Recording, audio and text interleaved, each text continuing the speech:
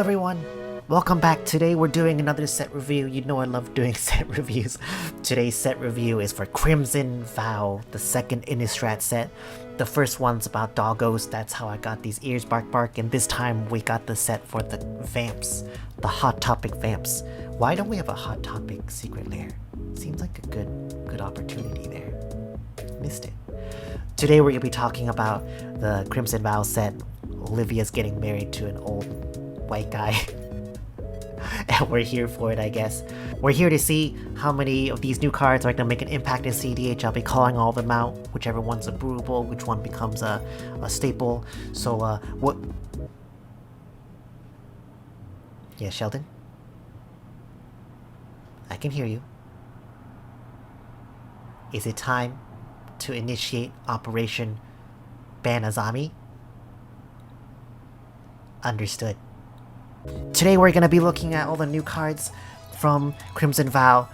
The meta right now is being choked by a blue wizard, Azami, and we really have to figure out some new tech to stop how oppressive Azami is. So let's dive into the set. Let's dive into the set to see what we can do to change the meta game. We'll highlight any cards that, you know, maybe can help make the meta game healthier, you know, while we're underneath Azami winter right now. Yes. So here is the set. We're gonna be reviewing from mtggoldfish.com because MTG Goldfish, even though is not a sponsor, is the only place that I can find all the cards in one place. Everywhere else just kind of spread everywhere. Cards in the set, cards in the from Commander, cards in like set boosters. MTG Goldfish has all of it, so that's what we're looking at today. And if Mr. Goldfish is watching, if you want to throw a couple dollars this way for spreading the word, you know, I'll take it. We're gonna be looking at cards from up over here, starting with the pre-con cards, then probably over to the set cards. First thing is Laureen and Camber. I don't think they're cEDH playable, but nice hair girl, and also kind of interested to play them in casual. So that's cool. I'm just gonna start scrolling because we're talking about cEDH only. And here's the first one. Predator's Hour. 2 mana sorcery. Until end of turn, creatures you control gain menace, and whenever this creature deals combat damage to a player, exile the top card of that player's library face down. You may look at that card and play that card for as long as it remains exiled, and you may spend mana as though of any color to cast that spell. So why I really like this card is, when I first saw it, I was like, oh my god, this is a Najeela card. I have a no interaction, basically Turbo Nas deck, but with Najeela at the front, and this is like a card I think I would like, because I get all those warriors. First of all, the warriors gaining menace is very helpful, because to help them connect, but then also, with all those warriors, we can hit another Turbo Nas deck, hopefully rip some good cards there, and then help us combo off. But in any other deck, I think Predator's Hour is interesting, because if you're playing a deck that wants to go wide, maybe like a Timna Kamal, or I don't know, anything that makes a lot of beaters, and you swing in and you can rip a couple cards, like even taking a Mana Crypt, or taking like an Imp Seal or Demonic Tutor is pretty good, and also just exiling the rest. So I actually do like Predator's Hour a lot. I don't think it'll make it into like every deck. It's definitely not a instant staple, but definitely brewable here, so I'll go with that. The next card is Shadowgrange Archfiend. 8 CMC, definitely don't want to play it with your ad nauseous. Creature Demon, 8/4. When Shadowgrange Archfiend enters the battlefield, each opponent sacrifices a creature with the greatest power among creatures they control. You gain life equal to the greatest power among creatures sacrificed this way. Mana is 3, pay 8 life. So why is this card being called out? This card is an Angie card, or Anya card. Anya, the old one, not the new hot one. The old one's pretty hot too, I guess. That's new Madness tech. Not only is it, you know, just another Madness card to put into the deck, so when you tap to draw, you can just start drawing more cards from your deck. But Shadowgrange Archfiend actually has like a value there. You know, when you Madness this card for 3 mana at instant speed, you can force each opponent to sacrifice a creature with the greatest power. So this can be like a Crom. Like, there's a lot of really good hits, I think. And it's just not dead. And you gain life to keep going, or like, I don't know, to keep playing. So Kind of interesting, just like very specific on your tech here. So there you go. That's one for the vampires. Unfortunately, the whole spirit deck, I think, just does not bring anything to cEDH at all. The cards look fun though. I'm gonna want to play this precon. I like both of the precons. I'm very interested, but I don't think any of this makes it into cEDH. Spectral Arcanist for CMC is like a fat snapcaster, but not really. You need to have spirits to have a payoff there. So, oh wait, there is one.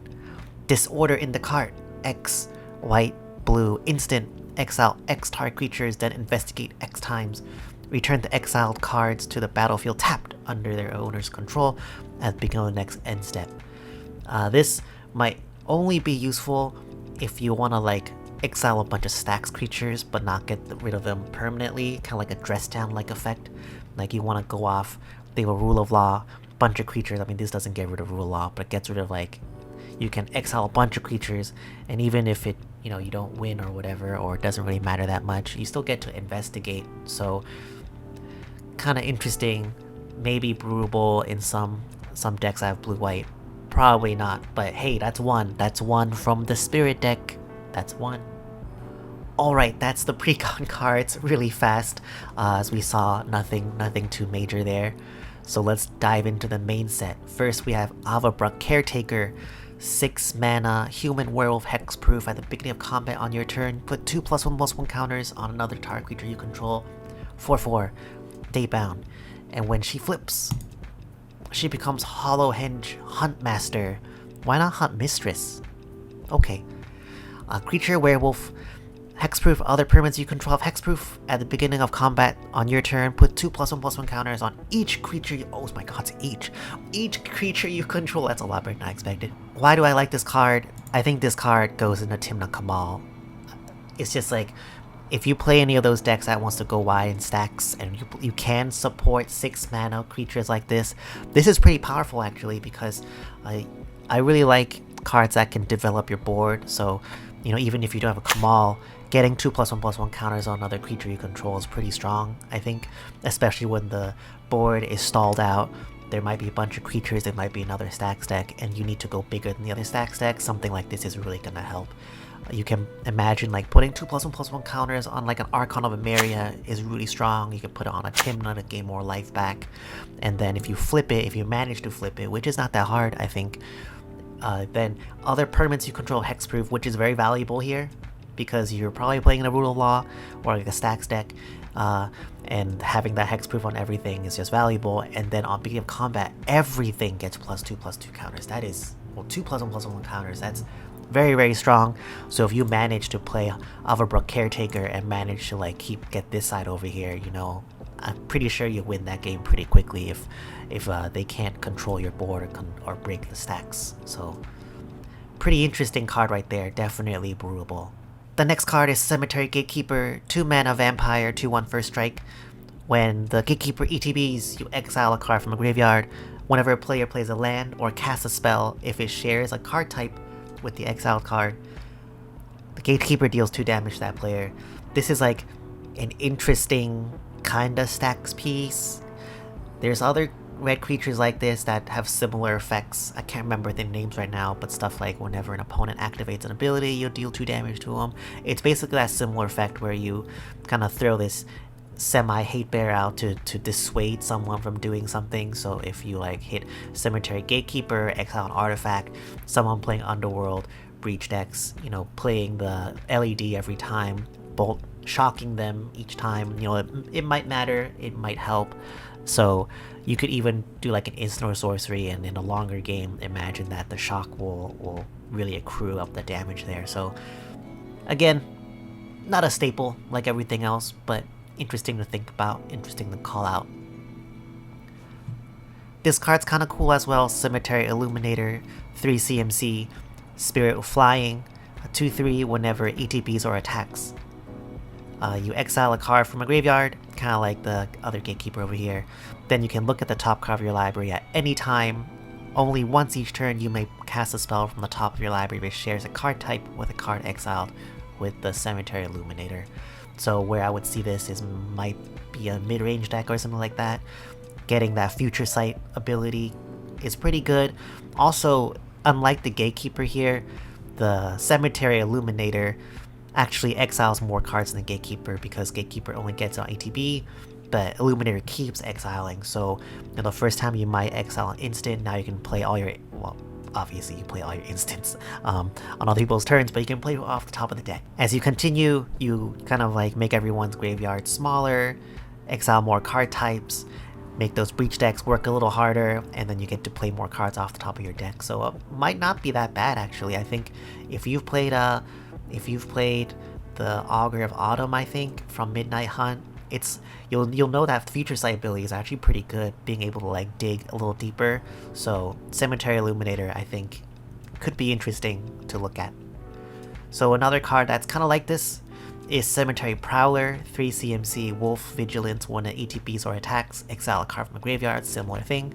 But then spells you cast cost 1 less for each card type they share. So first of all, what's interesting here is Vigilance. I like Vigilance a lot. If you haven't watched my other videos or listened to me talk about, stacks decks and stuff, I'm really high on Vigilance, because Vigilance lets you attack, then also obviously lets you block, which matters a lot more because you have 3 opponents. When you're playing the stacks deck, they want to beat you down.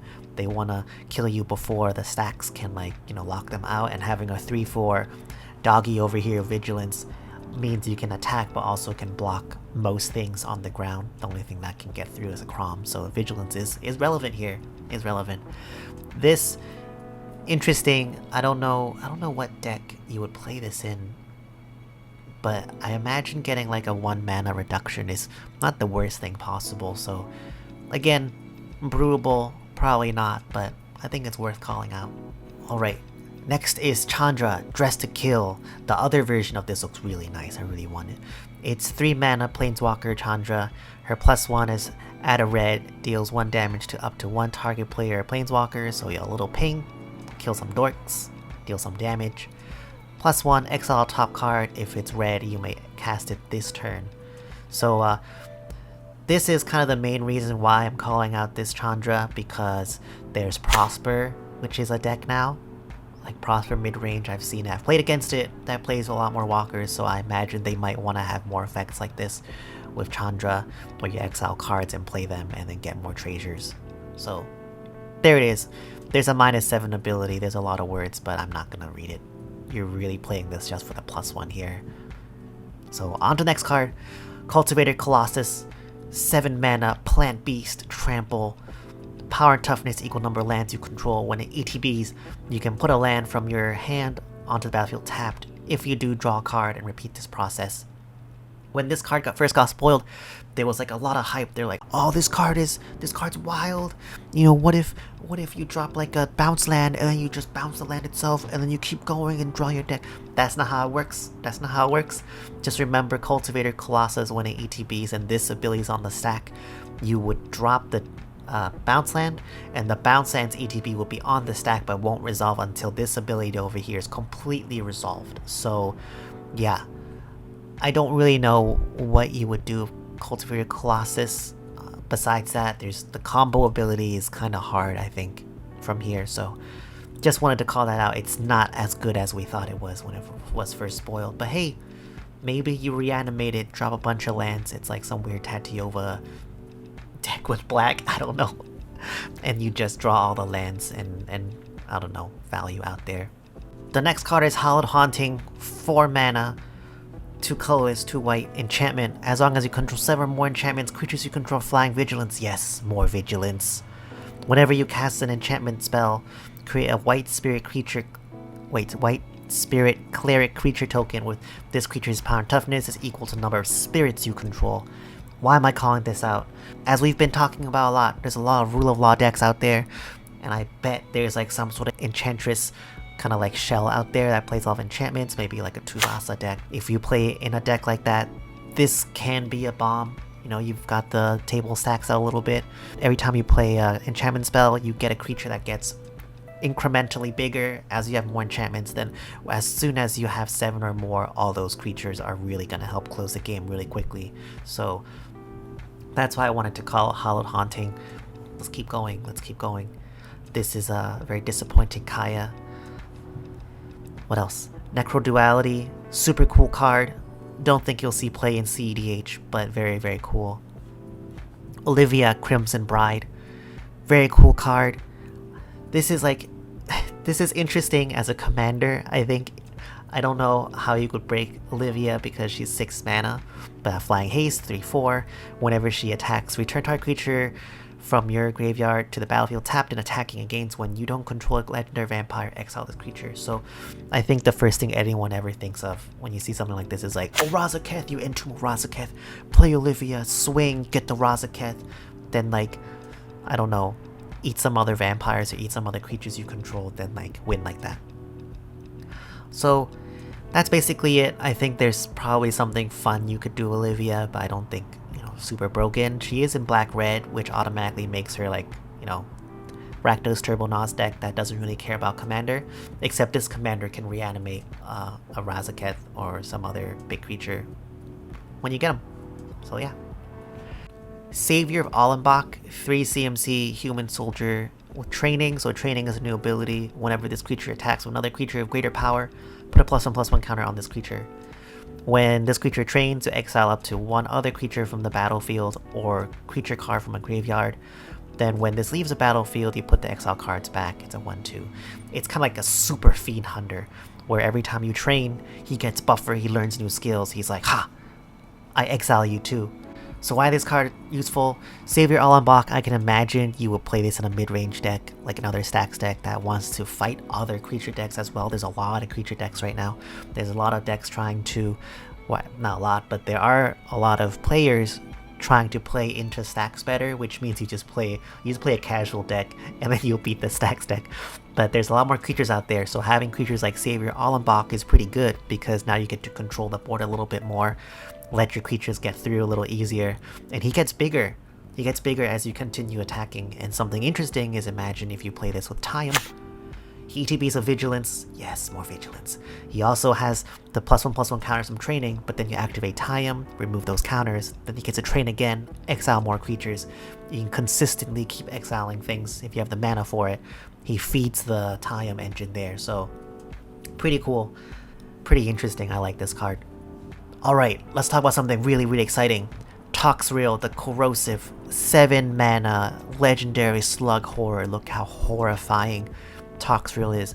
At the beginning of each end step, put a slime counter on each creature you don't control. Creatures you don't control get -1/-1 each slime counter on them. Whenever a creature you don't control with a slime counter on it dies, you make a 1/1 black slug token. Tap 2 mana, sack a slug. Sack a slug, that sounds pretty funny. Draw a card, 7/7. This is super cool, I think. A lot of people compare it to Elesh Norn, but it's different. It's totally different. Elesh Norn grows your board, you know, does -2/-2 immediately. But Toxrill activates at the beginning of each end step, and just it can get through things that has bigger than 2 booty. The longer it stays, the more it shrinks, and also gives you more beaters, gives you more creatures to close the game with, and also you can sacrifice those creatures to draw a card. So I really like Toxrill, and where I would play Toxrill is actually in Tasigur. So if you didn't know, Crimson Vow was actually not about Edgar Markov and also Olivia Voldaren. No, Crimson Vow is a wedding gift to Tasigur decks and Tasigur players, because now you have another really sweet Neoform or Eldritch Evolution or Pod target for Tasigur. Tasigur is a 6 mana legend with Delve, and you can play Tasigur very quickly, then Neoform him into a Toxrill, into some sort of stacks or mid-range pod, and now you're like, sweet, I don't need to play spells anymore because all your creatures are gonna die. And I'm gonna keep making slugs and keep drawing cards. Let's go. Let's go. You wanna grind? Let's grind. I got the slug, baby. I got the slug. What are you gonna do about it? So that's why I like Toxrill. Yes. But Toxrill isn't the only 7 CMC creature we're gonna talk about. No, we're gonna keep going. Change of Fortune. Here we go. It's pretty good. 4 CMC. Discard your hand, draw a card for each card you discard this turn. Even if you have full grip, you're gonna be discarding 6 cards, so you draw 6 back. Definitely not a wheel, but you know, it's not the worst thing ever, because now if you play in like a low color breach deck, you have another card to help kind of like fuel the breach or get, you know, play through the breach. We already have Grinding Station. We have other things, but not that bad. You know, kind of interesting to think about. Alright, here's Eruth, Tormented Prophet, 3 mana, legendary creature, human wizard. If you would draw a card, exile the top 2 cards of your library instead. You may play those cards this turn, 2/4. So Eruth is one of the new commander options that you can play in cEDH. I think Eruth is actually pretty legit. It's another option for Izzet if you're interested in like another storm commander. We have Mizzix. We have Rael. I think Rael is pretty similar to Eruth actually. So Eruth is basically a storm deck where you just play a bunch of draw spells or cards with draw effects, and you get to exile them or impulse draw. You have to play it this turn though, so you know you're not just like exiling and spending whatever you want, but playing a bunch of draw effects, just kind of storm off, play more rocks, play more things from your exile, and keep going from there. So kind of interesting. Like for example, if you play a brainstorm, you exile top 6, put 2 cards from your hand back on top of the library. But you know, if you have no cards in hand, it doesn't matter, you exile top 6. But then you can also think about effects like you play kind of Aether Spell Bomb. Aether Spell Bomb can normally draw just 1 card, but now you crack Aether Spell Bomb, you can exile 2. Just last thing before we leave Eruth, you're probably going to be playing Breach combos here, so you play Breach, LED, Brain Freeze, mill your deck, mill everyone's deck, but then you can play Wheel of Fortune and have kill everyone else in the pot except for yourself, because if you would draw a card, you exile the cards instead. So wheel effects actually won't kill you with that. So just keep that in mind. You can actually kill people with wheels. So kind of cool. Okay, now we continue. Okay, here's another commander. Back-to-back commanders. Grolnok the Omnivore, 4 CMC legendary creature frog. Whenever a frog control attacks you, mill 3 cards. Whenever a permanent is put into your graveyard from your library, exile it with a croak counter on it. You may play lands and cast spells from among cards you own and exile with croak counters on them, 3/3. So Grolnok is just pretty good. So Grolnok has a 1-card combo with Intuition. You play Intuition, you look for Cephalid Illusionist, Lightning Greaves, and Shuko. And it doesn't matter what your opponents pick, because whatever they give you, the other 2 will get exiled with Croak Counter, because you're searching from your library and it's hitting the graveyard. They're permanents, they're hitting the graveyard from your library, so they get exiled with Croak Counters. So it doesn't matter, you always have access to it. So as long as you have enough mana to play out that combo with all 2 of those cards, basically, you play Cephalid Illusionist and Lightning Greaves, and then you constantly equip the Illusionist with Grolnok, bouncing back the Greaves with the Shuko, which will trigger Illusionist to basically mill your deck. Your deck gets exiled. Now you can play everything from the exile with Croak counters, and then you win the game that way. Get all your cheap rocks, whatever, probably Fastest Oracle, and win the game that way. You can also win the Hermit Druid. So if you're Grolnok, you play Hermit Druid, activate Hermit Druid, flip your deck over. All the permanents that get flipped over from Hermit Druid now can be cast because they're getting flipped from the library into the graveyard, which causes them to get exiled with croaky counters on them. The next card is Halana and Alena Partners. Just gal pals, just partners. 4 mana, 2 colorless, red and green. Human Ranger. First strike reach. At the beginning of combat, on your turn, put X +1/+1 counters on another target creature you control, where X is Halana and Alena's power. That creature gains haste until end of turn 2/3. Why do I care about this card? If you can't tell, I like cards that put +1/+1 counters for free every single turn on my boards and grow my board. So this card, I think, will only go into like my version of Sisei Gigantha. I really like effects like these. I play stuff like Lenore, and Halana and Alena is now another haste enabler for Jeggy. So if I don't need to play Jeggy, I'm just playing Halana and Alena to pump my board, to fight through stack style boards. Give haste to new legends I'm playing to have them attack immediately. But then when I want to play Jeggy, I go into combat and the partners are gonna give him haste. So I like this card a lot, but I don't know where else they'll see play. Okay, continue. Hopeful Initiate is kinda interesting. You know, training 1/2, 3 mana, remove 2 +1/+1 counters from among creatures you control, destroy target artifact or enchantment.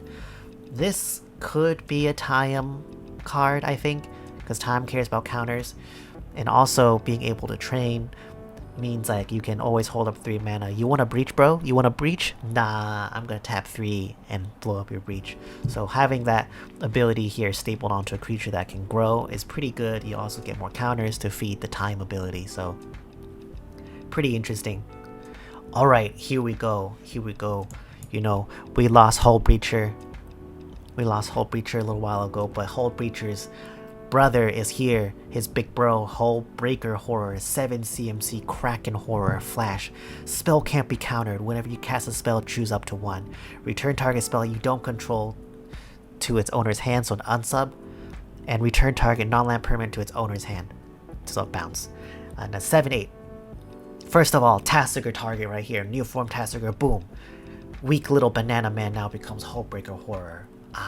A lot of people want to compare this to Tidespell Tyrant. That's the immediate kind of comparison. Well, Hullbreaker Horror, just to call out some obvious differentiators, is Hullbreaker Horror you can play a Flash, so you can play the control or mid-range deck, leave mana open. I don't know how you have 7 mana open, but you can still do it. You just hold mana open and flash them at end step, and no one, barely anyone can stop it because it can't be countered. Unless if someone has an unsub, which would be really, really funny because it has unsub stapled onto them.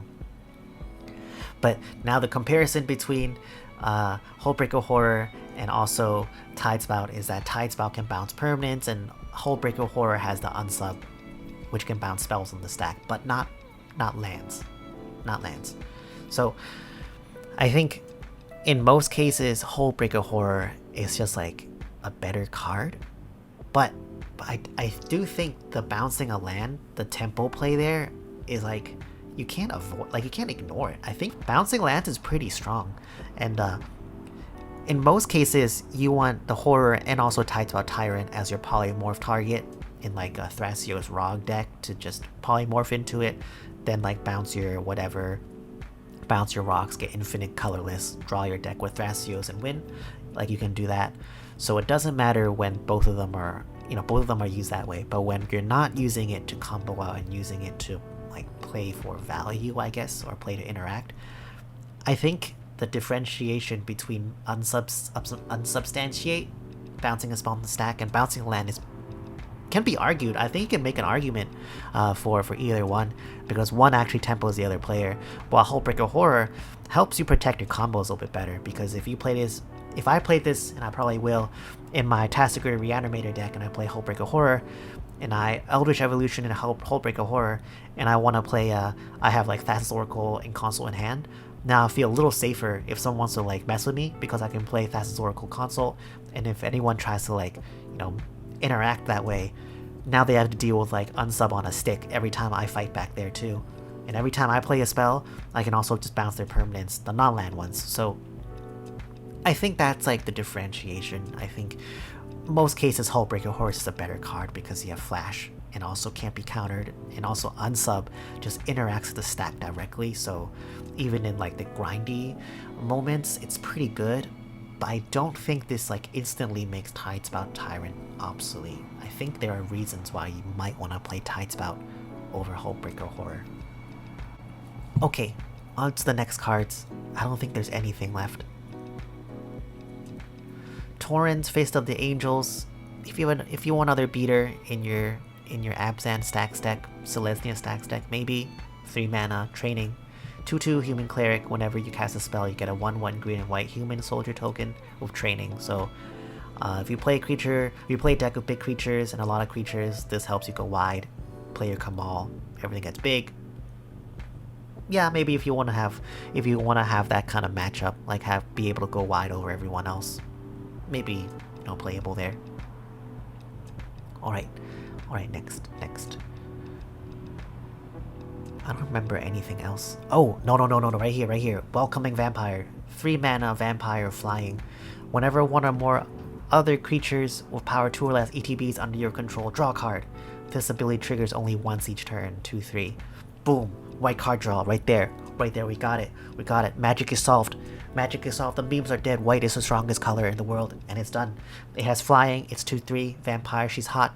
3 mana. You draw cards. Boom. Best card ever. I don't even need to talk about how it impacts the meta or whatever. We just know. White has card draw now. It's done. Donezo. Thirst for Discovery. I guess if you play Thirst for Knowledge, you have another thirst now. Okay, that's the review. Alright, oh my god, Wash Away. Alright, let's talk about Wash Away. Wash Away is a 1 mana instant with Cleave, counter target spell that wasn't cast from its owner's hand. So, just without Cleave of 3 mana, which makes it a cancel, you can counter commanders, just straight up. You play your commander from command zone, boom, Wash Away, go back, get washed. Be like these guys, get trapped because you played it from the command zone. Wash Away also hits things like, I don't know, things you escape from a breach, cards you play from like a Yogg's Will, any like Prosper or Castle from Exile effects, so like Dothy Voidwalker, Praetor's Grasp, Opposition Agent, anything like that. Wash Away counters all those things, which is pretty good. That's a pretty big range of things for you to do. But the other end is you pay 3 mana to counter something that you really need to counter. So for example, if someone's playing Adnaz, you have Wash Away in hand, you're like, I guess I have to bet on them Adnazing into like a breach, and then somehow my Wash Away will stop their like escape card that one time, which might matter. Like normally we don't play cancel, like you don't play three mana counter spells at all. We don't even play counterspell in a lot of decks. Right now, decks are pretty efficient, pretty slim on their interaction. Like, if you've seen my other video with Comedian preparing for Oktoberfest, he talks about Spell Snare. You know, 1 mana, you counter a pretty good variety of things like Thassa's Oracle or Underworld Breach. Like, having a 1 mana counterspell is much preferred over, like, obviously a 2 mana or 3 mana one. So we do really have to rate this on its 1 mana cost over its cleave, because you normally just don't want to play a cancel, even if the cancel can be played cheaper to answer like a subset of things. So in most cases, I don't think you'll play Wash Away in most decks. However, if you do play some sort of like super control deck and you need another, like you want to change one of your situational counter spells for another one, I think Wash Away is totally fine to play in those decks. Like in a deck that has a little bit more card draw, wants to play more reactively, Wash Away countering like a Crom is pretty good, you know? But in most decks, it's just so slim right now. Like, people argue about playing Dovin's Veto, playing about like Counterspell, which is just like a safer card, just 2 mana, counter everything.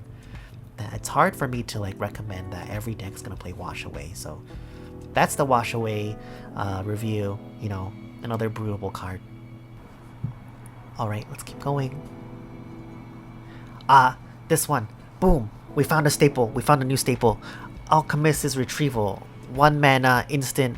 Return target non-land permanent you control to its owner's hand. So why is this card a staple? Because you can bounce your own Dockside.